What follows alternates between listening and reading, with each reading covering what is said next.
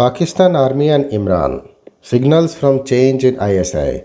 General Ajmum, which will take charge in the third week of November, replacing the controversial Lieutenant General Faiz Hamid, who will move on to his new posting as the commander of the 11 Corps in Peshawar. It took nearly a month for Pakistan Prime Minister Khan to sign the notification confirming the nomination of Lieutenant General Nadeem Ajum of the Pakistan Army as the next Director General of the powerful Inter-Services Intelligence. General Ajum will take charge in the third week of November, replacing the controversial Lieutenant General Faiz Hamid, who will move on to his new posting as the commander of the 11 Corps in Peshawar. Civil military equations. In the suspenseful 3 week during which Imran Khan faced off against Army Chief General Qamar Javed Bajwa on the latter's decision to move out Hamid to a corps, the civil military needle has lurched once again in Pakistan towards the military. It used to be Imran Khan's frequent claim that he and Pakistan army were on the same page, and indeed they were.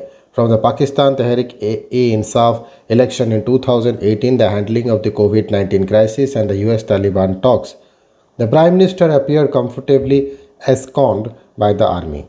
After the hiccup over General Bajwa's extension at the end of 2019-20 and the petering out of joint opposition rallies earlier this year, Imran Khan seemed set to complete his term. But there is a question mark on that now, as to tensions over the ISI's posting have torn up the same page. For reasons that are also a subject of intense speculation, Imran Khan was loath to get go of Lieutenant General Hamid, who had helped set up a 2018 election for the PTI. Hamid, Imran and Bajwa. Hamid had become an institutional liability for the army. Although he was General Bajwa's blue-eyed boy only months ago, it seemed Hamid's exposure to several controversies, including his triumphant public appearance in Kabul after the Taliban takeover, went against him. At one time, Hamid was tipped to be the next army chief and corps command post a year ahead of General Bajwa's retirement in 2022, what would have seen as the fulfilling of an eligibility requirement for the top job. But there is little chance now that he will succeed Bajwa. The army is suspicious of generals who built individual relations with politician former Prime Minister Nawab Sharif's proximity with ISI chief during his 1997-99 tenure set in motion a chain of events that ended in General Parvez Musharraf's coup. Imran Khan's 3 week-long refusal to sign off on the appointment of Lieutenant General Ajmum as ISI chief raised apprehensions in the army that the PM and Hamid were likely viewing each other as guarantors of their respective ambitions.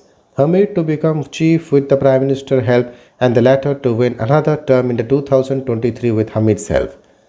Imran Khan finally blinked. His relations with the army are now seen as beyond repair. But unlike his predecessor Nawab Sharif, Imran Khan is hardly seen as a democratic torchbearer in the constantly civilian military struggle.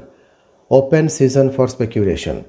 Pakistani media are now openly speculating and building scenarios. How long will the Imran Khan government last? Will it be an ouster like Nawab Sharif in 2018 and a new PM from within the PTI, or will there be a collapse of his government as the horses corralled to his side and other parties bolt back to their parent parties?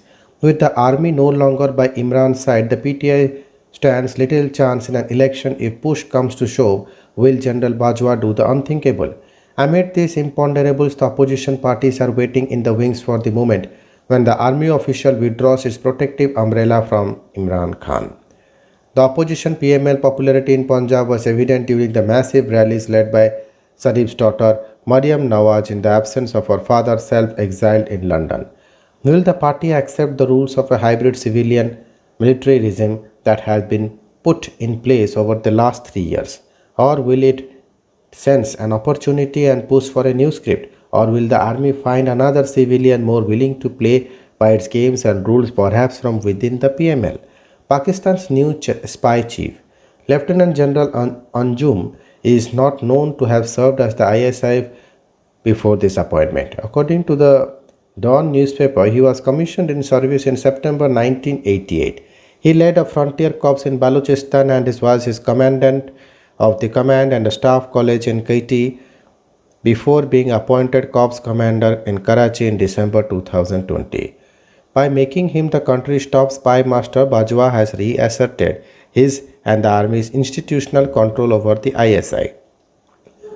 ISI, the PM, and the army. Leadership transitions in the ISI have never been this controversial, even though the procedure for selecting the chief is not laid down in the government rule of business. The ISI was created as an external intelligence agency by an executive order, therefore, it was supposed to be answerable to the Prime Minister. But with the most of its officials drawn from the tri-services, especially the army, it functions as an extension of the military establishment and sees itself as the de facto accountable to the army chief. Over the years, the ISI has been used by the military to serve its political ends. The ISI chief is a three-star general. There is no set procedure for his appointment but by convention. The army chief makes the selection and the prime minister signs off on it. Civilian Prime Minister Benazir Bhutto and Sharif, who tried to take control of ISI through their own hand-picked chiefs, learned the hard way that the system always wins. Benazir appointed a civilian. He was a retired general who found himself completely sidelined by the military-dominated agency. In 2008, the Triple P government under President Asif Ali Zardari tried to bring the ISI under the Interior Ministry, but a furious reaction from the army forced the withdrawal of the notification within hours, with the government declaring its intentions had been misunderstood. Implications for India. Just as the change in the leadership of Research and Analysis Wing does not change the way India views Pakistan, the change in the top ISI does not change anything about India-Pakistan relations, which are cast in wider mold of hostility. The change in ISI will impact mainly the domestic political fortunes of Imran and the Pakistan Tehreek-e-Insaf, and not the Indian policy, which will remain the Pakistan Army's preserve. The military establishment in Pakistan will not let go of the asymmetrical option of non-state actors in Kashmir anytime soon, said a former Indian security official. Thank you.